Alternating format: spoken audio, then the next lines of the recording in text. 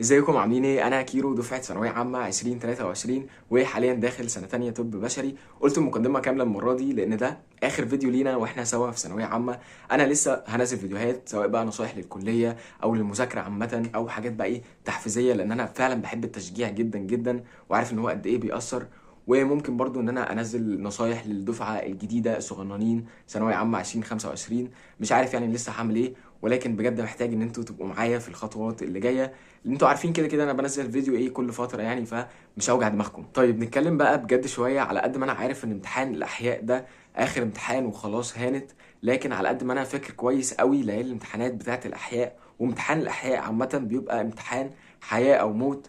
وانا فاكر كويس قوي ان انا كنت بحسب كده ايه الدرجات بتاعتي بالويم كده، وكنت عارف ان هي درجه او درجتين هيروحوا مني وان انا هبقى ناقص درجات كتيره قوي. وعلى قد ما انا عارف ان هو بيبقى امتحان بيبقى فيه تريكات كتيره او بيبقى فيه شويه صعوبه، على قد ما انا كنت فعلا داخل الامتحان ان انا اقفله، ان انا اجيب 60 من 60، وان انا لو نقصت درجه او اي حاجه كانت الدنيا هتروح مني. حاولت بطرق كتير جدا، ودلوقتي هشارك معاك 10 حاجات. تمام، هم مش 10 حاجات، هم اكتر من 10 حاجات، ممكن 13 او 14 حاجه، ولكن خلينا نقول ان هم 10 حاجات مهمه جدا جدا ان انت بجد تسمعهم من واحد كان من الدفعه اللي قبلك ومش همه اي حاجه غير ان هو بس يوصل لك ايه شويه نصايح فعلا ممكن هتفيدك وممكن فعلا هتفرق جدا في حياتك. طيب اول حاجه النوم بدري. طيب مبدئيا كده امتحان الاحياء مش زي اي امتحان انت امتحنته تاني، ممكن بس شويه شبه امتحان العربي، ولكن امتحان الاحياء بنسبه كبيره بيقيس مدى تركيزك ومدى ذكائك ومدى فهلوتك جوه الامتحان نفسه، جوه الثلاث ساعات اللي جوه اللجنه. فمهم جدا جدا ان انت ليله الامتحان خلاص عديت الساعه 11 الساعه 12، انت لو لسه كنت قاعد بتذاكر اعرف ان في حاجه غلط. مهم قوي في ليله الامتحان بتاعه الاحياء، انت لو في جزء انت مش مذاكره او في جزء انت لسه ما شفتش مثلا اسئله عليه ولا اي حاجه، مهم قوي ان انت تنام وتسيبك منه. وانا بقولك دلوقتي ان انت تروح امتحان الاحياء وانت مش مذاكر جزء معين بس نايم كويس ومفوق كده في الامتحان، هتأدي بمستوى كبير قوي احسن من ان انت تكون مذاكر ولكن مش نايم كويس. تاني حاجه مهمه قوي قوي تعرفها ان امتحان الاحياء بيبقى فيه تلاعب كتير قوي بالالفاظ، او تلاعب كبير قوي في لو انت بتحل الامتحان بالعربي تحس ان هو ايه عايزك تعرب الجمله علشان تحلها، او لو انت بتحل بالانجليزي او بالفرنساوي مهم جدا جدا ان انت تحل الامتحان بعد ما كل سؤال بتحله باللغه بتاعتك ان انت تحله بالعربي.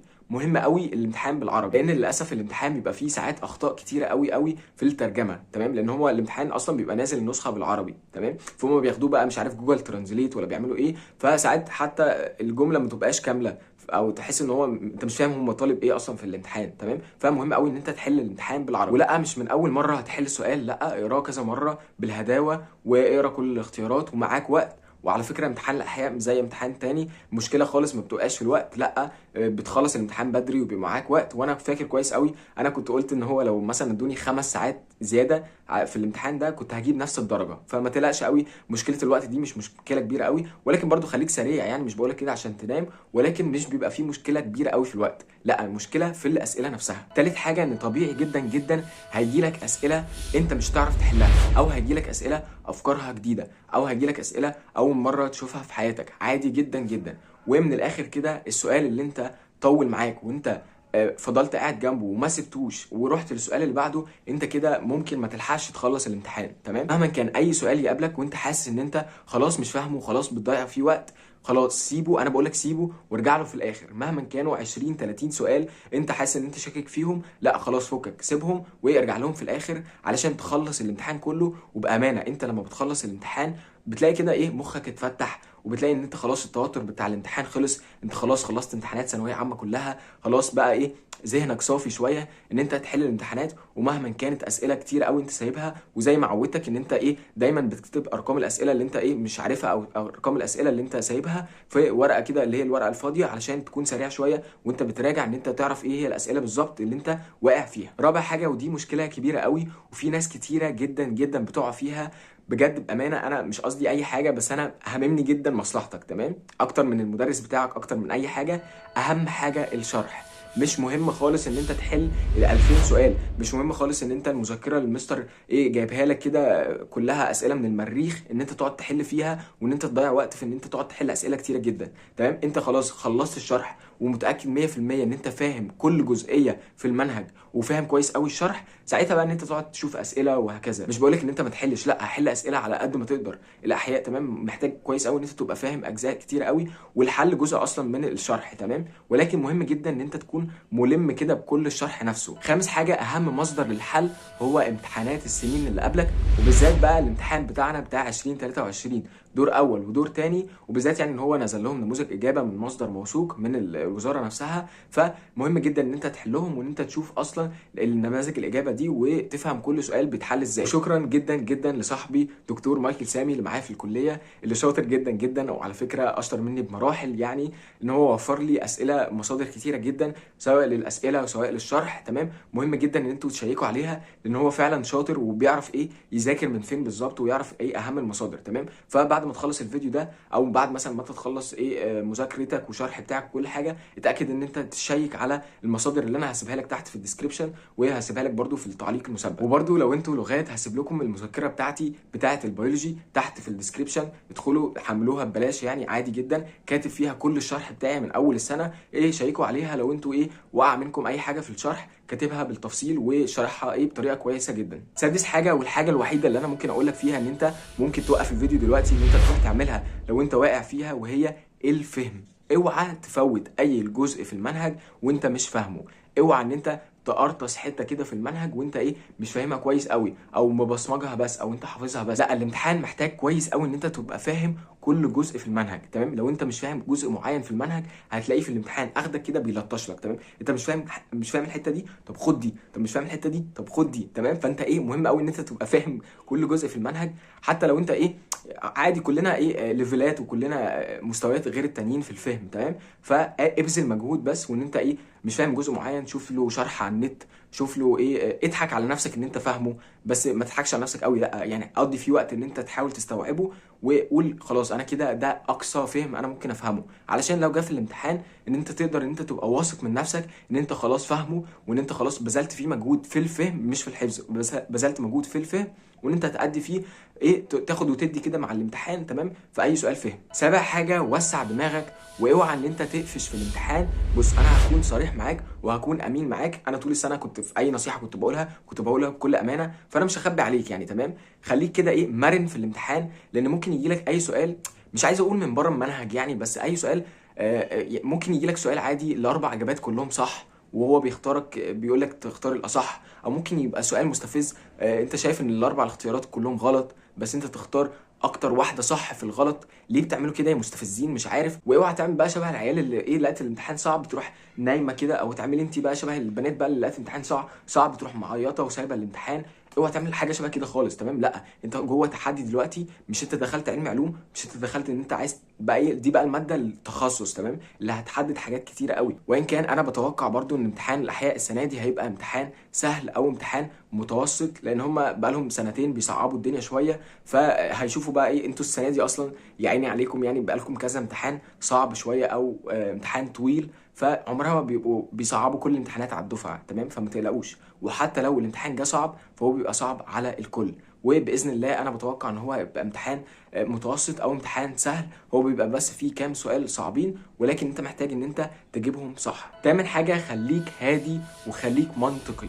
اول ما تحس ان انت متنشن في الامتحان، لا اهدى، غمض عينيك كده 30 ثانيه ولا حاجه، بس سكوت كده، صمت. تمام، وارجع تاني كمل الامتحان. تمام، لكن اوعى تحل وانت متنشن او انت متضايق او متعصب او اي حاجه او حاسس ان الدنيا بتبهوأ منك. لا، الامتحان محتاج ان انت تكون بارد وهادي جدا، وخليك منطقي، لان الامتحان بيقيس زي ما احنا قلنا قبل كده ان هو فهمك، وممكن مثلا بيديك اجابات بيقولك انت شايف انت كواحد ذاكرت الاحياء بقالك 10 11 شهر عمال مفحوط تشوف من كذا مصدر اسئله والمستر تعبان معاك بالهبل. تمام، فبيقول لك انت شايف انا مديك دلوقتي حاجه انت ممكن ما تكونش شفتها قبل كده، انت شايف فخليك منطقي بقى. ليه؟ لان انا في الامتحان انا فاكر في سؤال كان سؤال البطاطسايه المستفز. تمام، انا ما كنتش عارف الاجابه الصح بتاعته تمام، ولكن انا كنت عارف ان في اجابه هو حاططها غلط. تمام، وكنت عارف ان هو عايزني اختارها لان هي غلط. تمام، ولكن برضو اخترتها في الاخر. اتضايقت وانا بسلم الورقه ان انا عارف ان هي غلط، ولكن انا بختارها برضو. ولكن طب ليه ما اخترتش حاجه تانية من الثلاث اختيارات تانيين؟ حتى اختار حادي بادي كرنب زبادي كان ممكن تبقى صح. لا، ما تنشنش كده في اجابه انت عارف ان هو حاططها لك لان هي غلط وتختارها برضو، تمام؟ لا، خليك مرن شويه وخليك هادي وخليك منطقي. هو بيقيس بس ايه؟ مدى استيعابك ومدى ذكائك جوه اللجنه، جوه الثلاث ساعات. وما تقلقش، ربنا بيبقى معاك، وايه ذهنك بيبقى صافي. اكتر وقت ممكن تبقى ذهنك صافي فيه في امتحان. تاسع حاجه، هدفك 60 من 60. يمكن الجمله دي بتبقى مستفزه لبعض الناس، او بتبقى حتى بتحس ان انت بتضحك على نفسك، ولكن انا كنت بضحك على نفسي وانا كنت في ثانويه عامه، وكنت بقول قبل الامتحان انا هدفي 60 من 60. امتحن بقى الامتحان احس ان انا ايه ده، اما انا بنقص كتير اهو، الامتحانات مش بتتقفل وبتبقى صعبه على الكل، وعادي ان انا ما اجيبش 60 من 60. ولكن وانا داخل الامتحان اللي وراه بضحك على نفسي تماما ان انا هدفي 60 من 60. تمام؟ وانت خليك كده يقينا من جواك ان انت عايز تقفل او ان انت تجيب 60 من 60. ليه بقى انا بقول لك كده؟ لان انت هدفك 60، انت عادي ممكن تجيب 55 ومش هتتضايق. تمام؟ انت هدفك بقى ان انت تجيب 55، لا هتجيب 50. تمام؟ انت هدفك ان انت تجيب 50 او فوق ال 50، هتجيب 40 او في الاربعينات. تمام؟ هدفك ان انت تعدي، ممكن ما تعديش. تمام؟ فانت لا، دايما انا كنت بقول لنفسي خلي هدفك القمر. تمام؟ علشان لو ما جبتش القمر تجيب النجوم. تمام؟ انا كنت مش عارف دي ايه المثال ده، ولكن انا دايما كنت بقول لنفسي. فمهم جدا ان انت تحط هدف في دماغك ان انت تجيب 60 من 60 مهما حصل. والكلام ده مش بس قبل الامتحان، لا، الكلام ده وانت في الامتحان، وانت حاسس ان انت في 10 اسئله انت صعب ان انت تحلهم، برضو لغايه اخر ثانيه وانت بتسلم الورقه انت هدفك ان انت تجيب ال10 اسئله صح. خلصت بقى الامتحان، تشكر ربنا مهما حصل. عاشر حاجه، امتحان الاحياء، امتحان حياه او موت. انا فاكر كويس قوي، انا كنت بكتب في مذكراتي، وانا يعني ادي كده ايه جزء من اللي انا كنت بكتبه في المذكرات. انا كتبت كلام كتير قوي على امتحان الاحياء ده، وقد ايه هو فعلا حياه او موت بالنسبه لي، وان انا هبذل مجهود فوق الطبيعي علشان ان انا ادخل على قد ما اقدر ان انا احل وان انا اقفله. النهايه عايز اقول لك ان انت لو انت اصلا بتحارب وان انت بتحاول على قد ما تقدر، حتى لو انت كنت عاكك في امتحانات كتيره، ولكن انت بتحاول للنهايه. انا مثلا كنت ليله الامتحان كنت عارف كويس قوي ان انا لو نقصت درجه ولا درجتين مش هدخل كليه طب، وكنت كاتب كلام كتيره قوي على الموضوع ده. تمام؟ ولكن انا نقصت قد ايه؟ نقصت 9 درجات. تمام؟ هل هي فرقت معايا؟ هل انا ما دخلتش كليه طب؟ لا، دخلت كليه طب عادي جدا. تمام؟ ولكن انت صلي كده وادعي تمام الفتره دي ان انت يبقى هدفك ده اللي انت دايما بتحلم بيه، ان هو يبقى نفس الهدف او نفس الطريق اللي ربنا كاتبه لك، ولكن انت بتسعى على قد ما تقدر وتاخد كل الامتحانات حياه او موت، علشان تقول لربنا انا بعمل مجهود يا رب علشان انا نفسي في الموضوع ده، فيعني يا رب حققه لي.